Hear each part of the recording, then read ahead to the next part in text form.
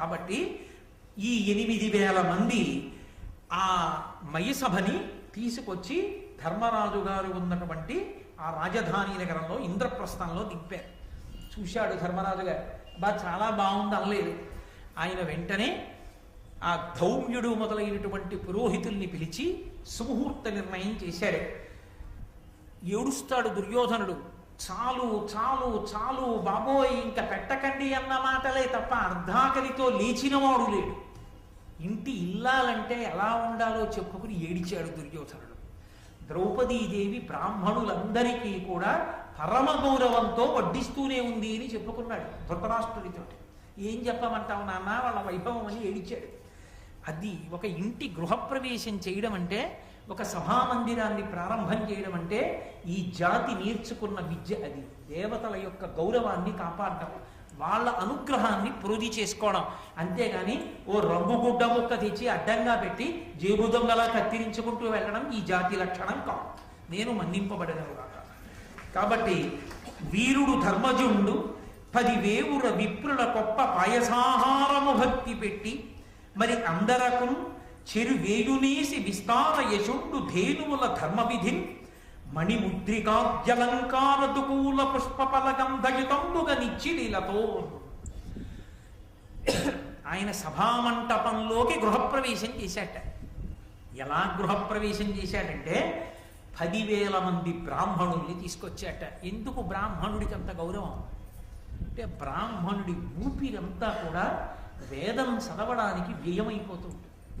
బ్రాహ్మణుని యొక్క ఊపిరంతా శాస్త్రాధ్యయనమునందు వ్యయమైపోతుంది.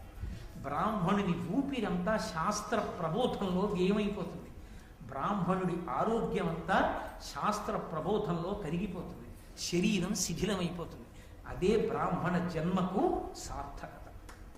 తప్ప శరీరాన్ని రక్షించుకునే ప్రయత్నం చేసుకోమని కాదు.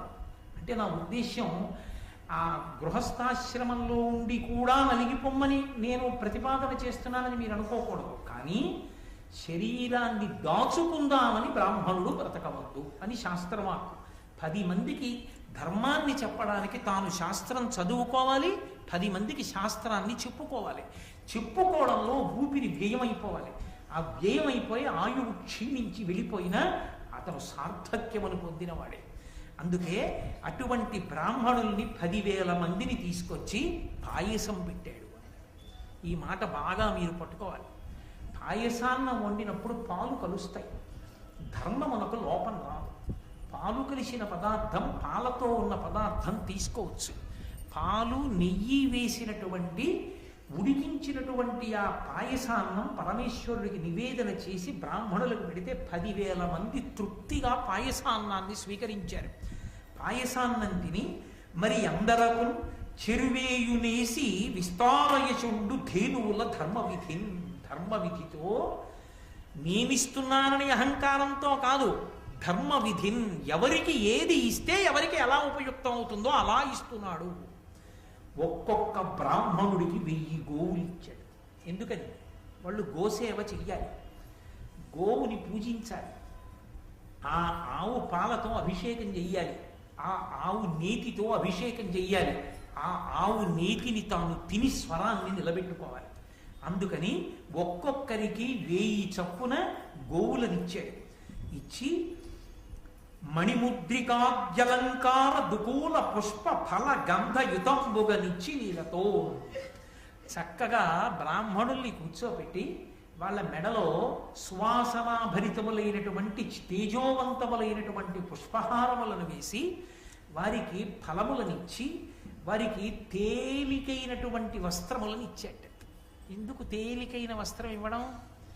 తేలికైన వస్త్రం ఇవ్వడం అంటే ఖరీదు తక్కువ వస్త్రం అని కాదు దాని ఉద్దేశ్యం. తేలికైన వస్త్రము అన్న మాటకు అర్థం ఏంటంటే, సన్నని బట్ట అంటే బాగా నేయబడినటువంటి బట్ట. చక్కటి వస్త్రాల్ని తీసుకొచ్చి ఆ బ్రాహ్మణులకిచ్చి మణులతో కూడినటువంటి హారములను వాళ్ళకి అలంకారములుగా సమర్పించి వాళ్ళకి చందనాన్ని అలదాట్. మీరు ఎక్కడ చూడండి, బ్రాహ్మణ పూజ యందు చందనాలంకారము ఎంత అవసరమో మనకి చెప్తారు. ఆఖరికి భాగవతంలో కుచేలోపాఖ్యానంలో కూడా సాక్షాత్తు కృష్ణ భగవానుడంతటి వాడు కుచేలుణ్ణి కూర్చోపెట్టి ఆ చందనాన్ని అలదాడు. బ్రాహ్మణ పూజ యందు చందనాలంకారం అనేటటువంటిది అంత ప్రధానమైనటువంటిది. చక్కగా ధర్మపత్ని పిల్లలు ఆ చందనం తీస్తే బ్రాహ్మణ పూజ యందు ఆ చందనాన్ని అలంకారం చెయ్యాలి. కాబట్టి దుకూల పుష్ప ఫల గంధయుతంబుగనిచ్చి లీలతో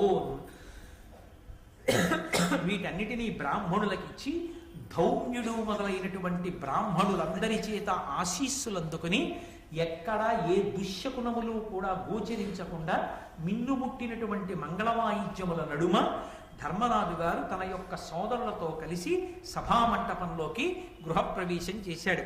ఎంతో సంతోషంగా సభామంటప ప్రవేశం జరిగింది. ఈలోగా అకస్మాత్తుగా నారద మహర్షి వచ్చారు.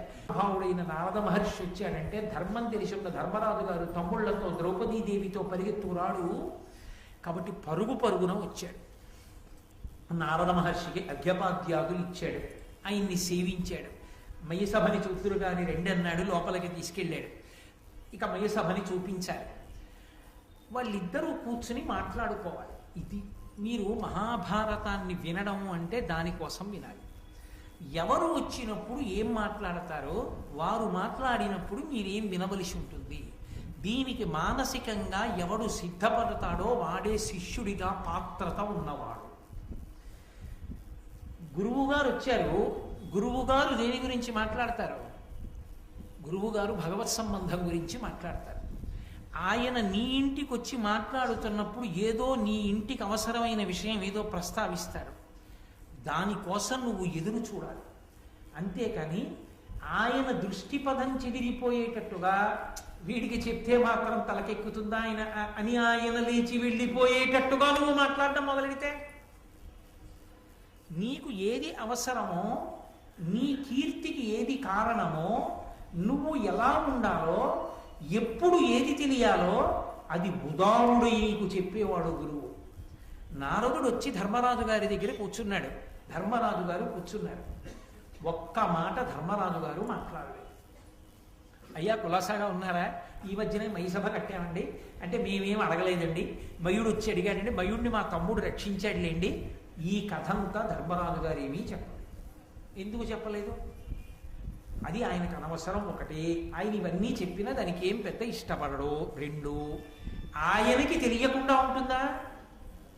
ఆయనకి తెలియనిది నేను చెప్తేనే తెలియవలసినది ఒకటి ఉందా? ఆయన అడిగితేనే చెప్పాలి. ఆయన ఏదైనా చెప్తే నేను వినాలి. ఆయన చెప్పే వరకు నేను ఎందుకు అడగాలి? నేనేమడగాలో అది ఆయన నాకు ఆ అవకాశం ఇచ్చినప్పుడు అడుగుతాను. ఆయన నువ్వు మాట్లాడచ్చు అన్నట్టు ఆగుతాడు, అప్పుడు మాట్లాడతాను తప్ప ఇప్పుడు నేను మాట్లాడకూడదు. అది శిష్యధర్మం. అది నేర్చుకోవాలి ధర్మరాజు గారి దగ్గర. అది ఆయన గౌరవం అంటే, అది మర్యాద అంటే. నారదుడు వచ్చి కూర్చుంటే ధర్మరాజు గారు కూర్చుంటారు. ఇప్పుడు నారదుడు మాట్లాడాలి. నారద మహర్షి మాట్లాడితే ఏం మాట్లాడతారు? ఇరవై మయసభ కట్టారట అని మొదలు పెడతారా? మొదలు పెట్టరు. అప్పటికి ధర్మరాజు గారికి ఏది చెప్పాలో అది చెప్తారు. అప్పటికి ధర్మరాజు గారికి ఏం చెప్పాలి? అర్ధరాజ్యం పంచుకుని రాజుగా కూర్చున్నాడు. అప్పుడే కొత్తగా రాచరికం స్వీకరించాడు. ధార్మికమైనటువంటి పరిపాలన ఎలా ఉండాలో చెప్పాలి గురువుగారు వచ్చినందుకు కదా. భూపసభాంతరాళమున పుష్కళమత్యదురత్వ మాజి మహాపటు శక్తియున్ యశమునందనురక్తియు ప్రకృతి సిద్ధగుణంబులు సజ్జనాళి అంటాడు భర్తృహరి. ఎప్పుడు ఎక్కడ ఏది మాట్లాడాలో అది మాట్లాడాలి. అంతేకాని ఒక చోటుకి వెళ్ళి అక్కర్లేని ఇంకొక విషయం మాట్లాడకూడదు. కాబట్టి ఆయన ఏది మాట్లాడుతాడు అని నారదుడు ధర్మరాజు ఎదురు చూస్తున్నాడు. చెప్తున్నారు నారద మహర్షి, ధర్మవిదుండవై, అది ఆయన మొదటి మాట. ధర్మం అదే కదండి. సమస్త వాంగ్మయాన్ని పిండేస్తే రెండే అక్షరాలు ధర్మం. ఆ ధర్మము కొరకే సమస్తం. అది పక్కన పెడితే మిగిలిందంతా అనవసరం, లొల్లి. ఆ ధర్మాన్ని వదిలిపెట్టి నువ్వేం చెప్దామనుకున్నా అనవసరమే. ఆ ధర్మం చెప్తావా చాలు. ఏకశబ్ద సమ్యజ్ఞాత సృష్టప్రయుక్త స్వర్గే లోకే కామదుర్భవతి. ఒక్క మాట వినడానికి చాలు, ఒక్క మాట ఆచరించడానికి చాలు, తరించిపోతాం. ధర్మవిదుండవై ధర్మార్థ కామంబు లొండుంటి బాధింపకుండా ఉచిత కాల విభక్తములుగా లీల సేవించితే.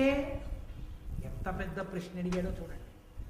ఏమయ్యా, పురుషార్థములని ఉన్నాయి కదా 4, మోక్షం అలా అట్టిపెట్టు. ధర్మ అర్థ కామములు దేశము కాలము అన్న రెండిటి యందు ఒకదానినొకటి బాధింపకుండా అనుభవిస్తున్నావా అని అడిగాడు. అంటాడా ధర్మరాజు? ఈ ప్రశ్నకి ధర్మరాజు జవాబు ఏమిటి అన్నదాన్ని బట్టి తర్వాత మాటలు చెప్పాలి. అంటే ఇంకోలా మాట్లాడాలి. బుద్ధి గడ్డి తిందా అని అడగాలి. ఇహ సంతో నవాసంతి సతోవా నానువర్తసై తథా హి విపరీతాతే బుద్ధిరాచారవర్జిత అని అడిగింది సీతమ్మ. అలా అడగవలసి ఉంటుంది. లేదు తలిలా ఊపితే ఇంకొకలా మాట్లాడవలసి ఉంటుంది. దేశము కాలము దృష్టిలో పెట్టుకొని ధర్మ అర్థ కామములు ఒకదానినొకటి బాధింపకుండా సమన్వయం చేసుకోవడం అలవాటైందా అని అడిగాడు. దేశకాలములను బట్టి అంటే ఒక దేశమునందు ఒక కాలమునందు ధర్మము ఒకటి ఉంటుంది, ఒక దేశమునందు ఒక కాలమునందు ధర్మము ఒకటి ఉంటుంది, ఇంకొకప్పుడు ఇంకొకటి ఉంటుంది. నేను మీకు ఒక ఉదాహరణ చెప్పాలంటే బ్రహ్మముహూర్తం అయిందనుకోండి, తెల్లవారుసనం అయింది.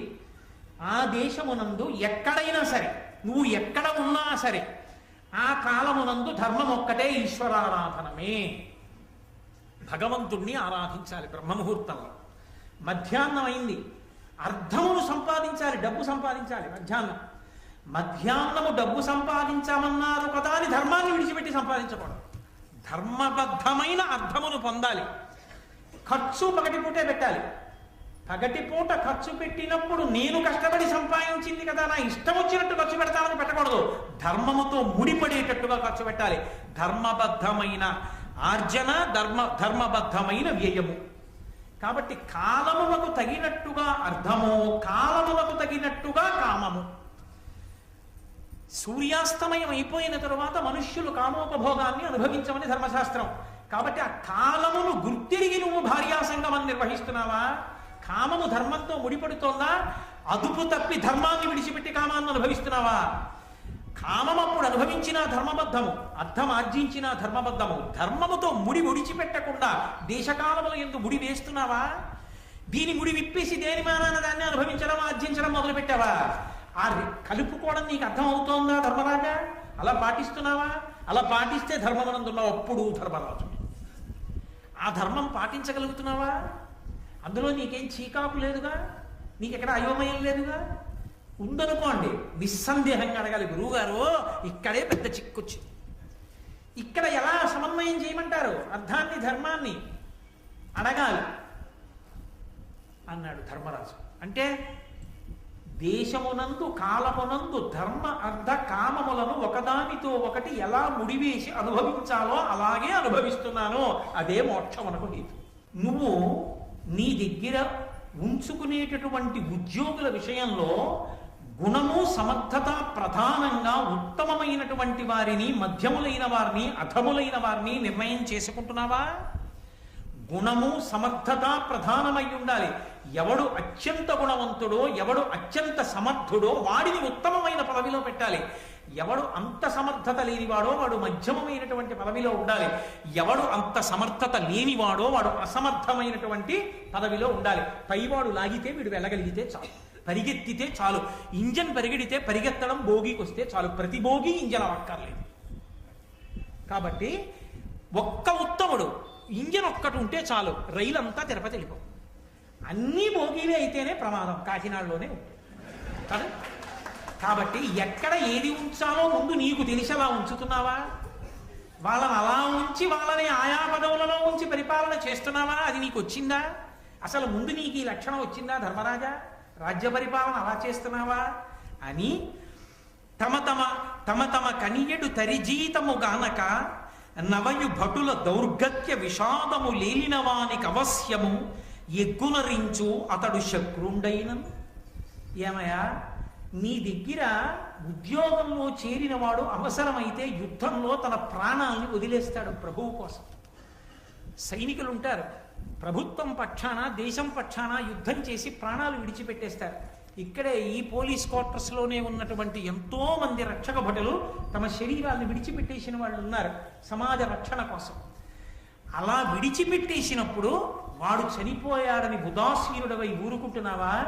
నిన్ను నమ్ముకుని నువ్వు మార్చ్ అంటే పరిగెత్తుకెళ్ళి తుపాకీ గుండ్లకు పడిపోయిన వాడి భార్యాబిడ్డల్ని చూడడం నా కర్తవ్యమని వాళ్ళ భార్యాబిడ్డలు ఏడవకుండా వాళ్ళకి కావలసిన సంబారాల్ని జీతాల్ని అందిస్తున్నావా?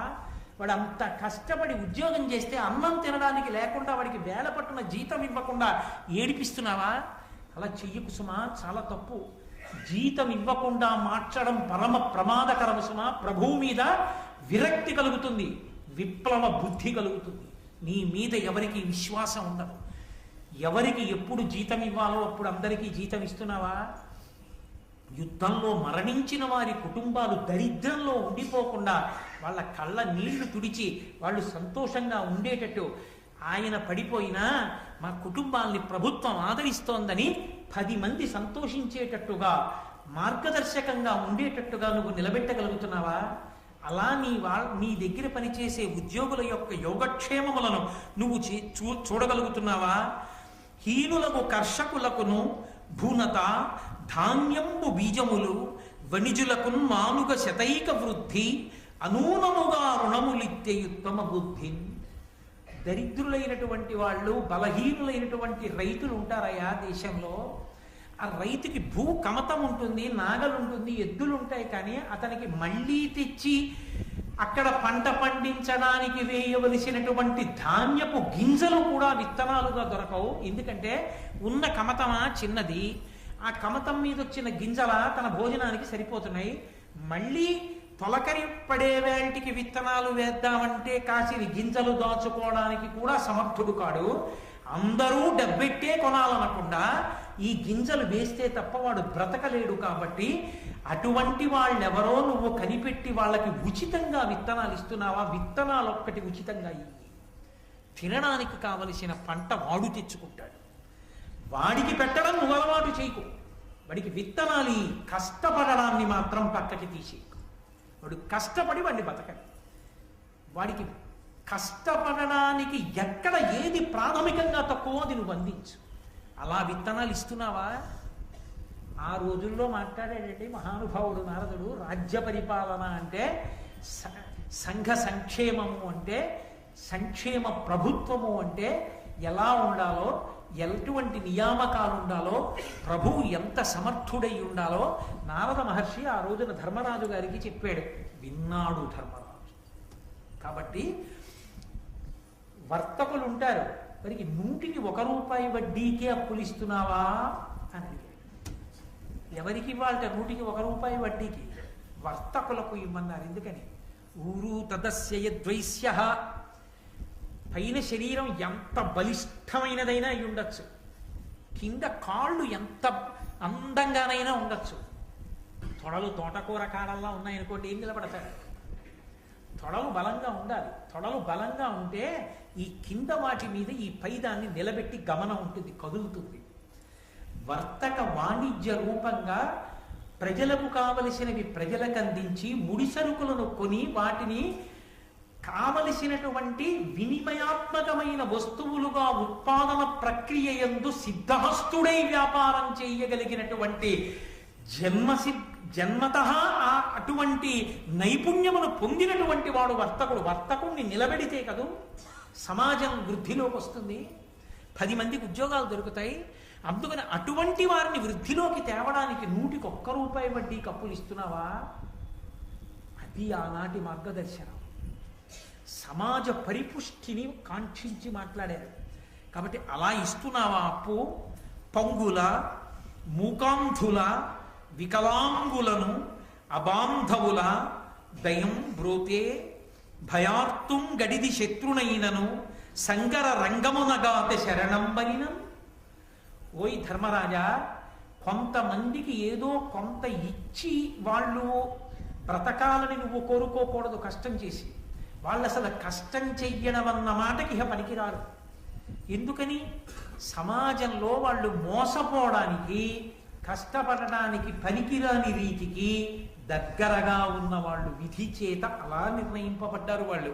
అందుచేత నువ్వు దయతో చూడాలి వాళ్ళని. ఎవరు? పంగుల, కుంటి వాళ్ళు ఉంటారు, 2 కాళ్ళు లేనివాడు. వాడు ఏమి చేయగలడు, వాడు ఏమి చెయ్యలేడు, వాడు ఏమీ చెయ్యలేడు అని నువ్వు అనకూడదు. వాడు కూడా సంతోషంగా ఉండేటట్టు నువ్వే చూడాలి. ఎందుకని? ఒక కుటుంబంలో తండ్రికి కాళ్ళు లేని కొడుకున్నా తను బతికున్నన్నాళ్ళు ఆ తండ్రి చూస్తాడు. కానీ ఆ తండ్రికి బెంగ మిగిలిపోకూడదు, నా తర్వాత వీడి బతుకేమిటి, వీడు నాకన్నా ముందే వెళ్ళిపోతే బాగుండని ఏడవకూడదు తండ్రి. నా ప్రభుత్వం ఉంది, నా ప్రభు ఉన్నాడని నమ్మి బ్రతకగలగాలి. అలా నువ్వు వాళ్ళని ఆదరిస్తున్నావా తండ్రిలా? ఆ దయ నీ ఎందుందా?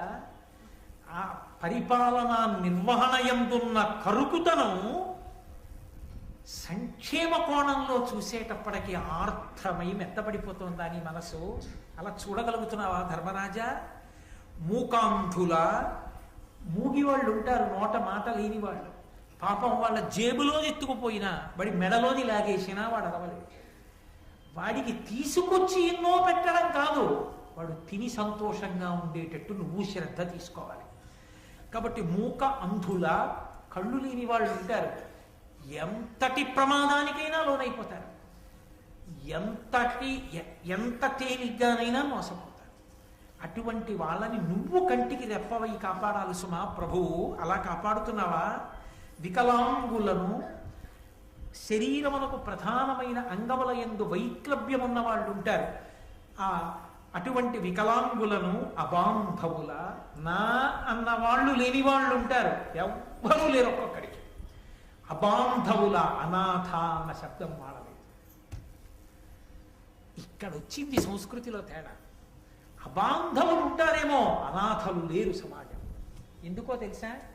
అనాథ అన్నవాడు ఒకడుంటే పరమేశ్వరుడు అన్నవాడు ఉండడం అవసరం. ఆయన అనాథనాథ సర్వజ్ఞ, అనాథలకు నాథుడు వాడు. వాడు ఉండగా ఎవడు అనాథ ఈ ప్రపంచంలో? ఎవ్వడూ అనాథ కాడు, అందరికీ వాడు ఉన్నాడు.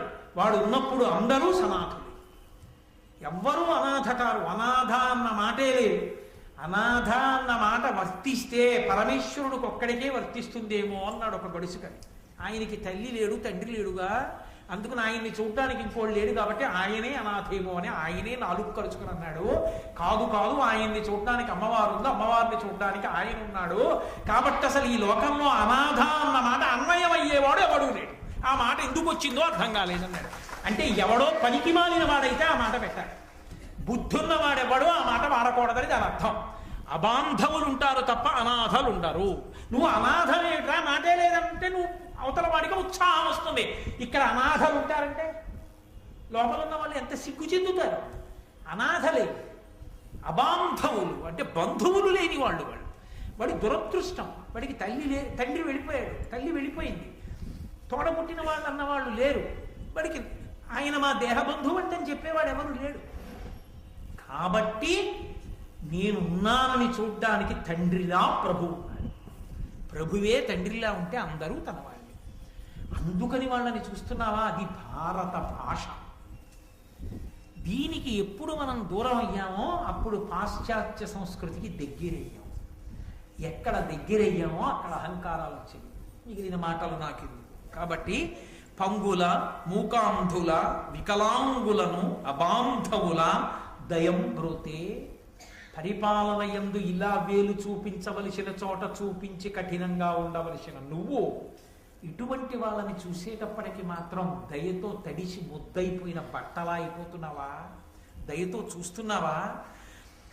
భయార్తుం గడిది శత్రునైనను సంగర రంగమునగాత శరణంబనినం. ఎంతటి భయంకరమైన శత్రువైనా, నువ్వు ఎంతో కాలం నుంచి వీడు దొరికితే బాగుందని ఎదురు చూస్తున్న శత్రువైనా సరే, ఉన్నాయా అన్న మాటకు అర్థమేమిటి? అలా జాగ్రత్తగా అలవాటు చేసుకుంటున్నావా? నిన్ను నువ్వు పరిశీలించుకుంటున్నావా? దీనికి దూరంగా జరిగిపోతే ఎవరికో ప్రమాదం అనుకోకు, ప్రభువుగా ఉండడానికి యోగ్యత నువ్వు కోల్పోతున్నావు. అందుకని నిన్ను నువ్వు పరాకుగా పరిశీలించుకుంటున్నావా ధర్మరాజా? ఇన్ని అద్భుతమైన విషయాలు అడిగాడు మహానుభావుడు. వార్తయంద జగము వర్ధిల్లుచున్నది, అదియు లేని నాడ అఖిల జనులు అంధకారమగ్నులగుదురు. కావున వార్త నిర్వహింపవలయుపతికి. ఆయన ఆ రోజుల్లోనే ఎంత దార్శనికుడై మాట్లాడారో చూడండి.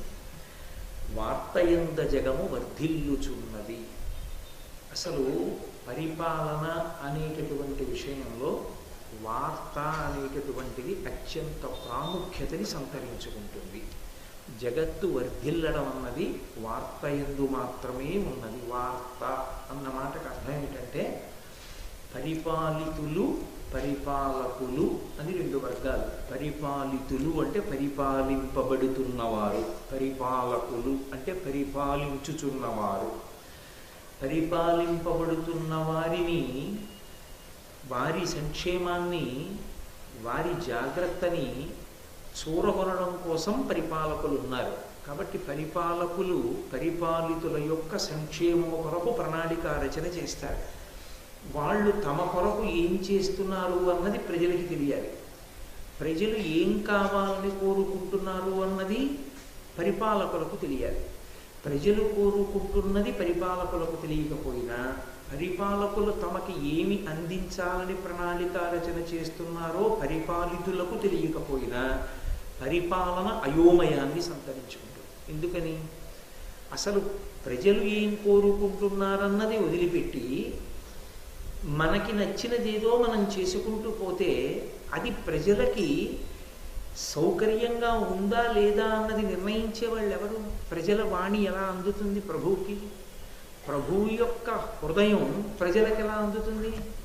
అందుకని అలా ప్రజాభిప్రాయం తనకి తెలియడానికి, తన అభిప్రాయం ప్రజలకి తెలియడానికి ఇది చాలా అవసరం. ఎందుచేత అంటే పరిపాలన అనేటటువంటి మాట యందు భావసారూప్యత ముందు చాలా అవసరమై ఉంటుంది. అవతలవాని యొక్క హృదయము యువతలవానికి తెలియవలసి ఉంటుంది. నేను ఇలా పరిపాలించాలనుకుంటున్నాను, నా పరిపాలనలో ఫలానా ఫలానా వాటికి స్థానం ఉండదు. ఒకవేళ ఇంకా పాత వాసనలు పట్టుకుని అలాగే ఉందామనుకుంటే తీవ్రమైనటువంటి చర్యలు ఉంటాయి. దానికి మీరు సిద్ధపడవలసి ఉంటుంది. ఒకవేళ అలా అలవాటు పడిన వారు ఉంటే ఇలా మార్పు తెచ్చుకుంటే వాళ్ళ జోలికి నేను వెళ్ళను అని ప్రభు అన్నాడు అనుకోండి. ఓహో, మనం మారవలసిన అవసరం ఉంది. మారితే మన జోలికి రాడు, గతంతో సంబంధం ఉండదు. మారకపోతే ప్రమాదం వస్తుంది. కాబట్టి మనం ఫలానా విషయానికి ప్రాధాన్యత ఇవ్వాలి, ఇక నుంచి ఫలానా విషయం జోలికి వెళ్ళకూడదు అని పాలితులకు తెలుస్తుంది. పాలనయందు ప్రభువుకి సహకరించేటటువంటి ఆయన యొక్క వర్గానికి తెలుస్తుంది, ఆయన ఉద్యోగ వ్యవస్థకి తెలుస్తుంది. దీనికి వార్త అవసరం. దాన్ని వార్త అంటారు. ఆ వార్తని సమర్థవంతంగా నువ్వు నిర్వహణ చేస్తున్నావా?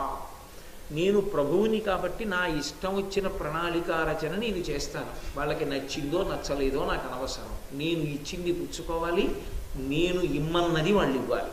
నేను ఇమ్మన్నదంటే పన్ను. నేను ఎంత పన్ను వేస్తే అంత పన్ను వాళ్ళు కట్టాలి. నేను ఏది ఇచ్చానో దానితో తృప్తి పడాలి. అంతేకాని నాకు ఇది కావాలని అడిగే అధికారం వాళ్ళకి లేదు. అనుకున్న ప్రభువు ప్రజల యొక్క హృదయాన్ని చూరగొనలేడు. కాబట్టి వార్తని నువ్వే నిర్వహించవలసి ఉంటుంది. ఆ వార్తయంద జగము వర్ధిల్లుచున్నది, అదియు లేని నాడ అఖిల జనులు అంధకారమగ్నులగుదురు. ఆ వార్త అన్నది లేకపోతే ప్రజలందరూ అంధకారంలో ఉన్నట్లుగా ఉంటుంది. దానికి ఒక సువ్యవస్థితమైనటువంటి స్థితి ఏర్పడదు. కావున వార్త నిర్వహింపవలయుపతికి, ప్రభు అయినటువంటి వాడు ఆ చక్కటి వార్తా వ్యవస్థని నిర్వహణ చెయ్యవలసి ఉంటుంది. నువ్వు అలా చేస్తున్నావా ధర్మరాజా అని దారసంగ్రహంబు ధరణీశా రతి పుత్రఫలము, శీలవృత్త ఫలము శృతము, దత్తభుక్త ఫలము ధనము, వేదములు అగ్నిహోత్ర ఫలము అనియు ఒగి ఇరుంగు. ధర్మరాజా, ఈ విషయాన్ని బాగా తెలుసుకో. ఒగి ఇరుంగు, బాగా తెలుసుకుని ఉండు సుమా. అంటే ఇప్పుడు ఒక ప్రభువు తెలుసుకుని ఉండవలసినదే కాదు, మొత్తం వ్యవస్థకంతటికి ప్రతినిధిగా నువ్వు దీన్ని తెలుసుకుని ఉండాలి. ఇది తెలుసుకుని ఉంటే పరిపాలనే కాదు, వ్యక్తిత్వం కూడా వికసిస్తుంది బాగా. దేనికి ప్రయోజనం ఏది అన్న విషయంలో నువ్వు ఒక సమగ్రమైన అభిప్రాయాన్ని ఏర్పరచుకో.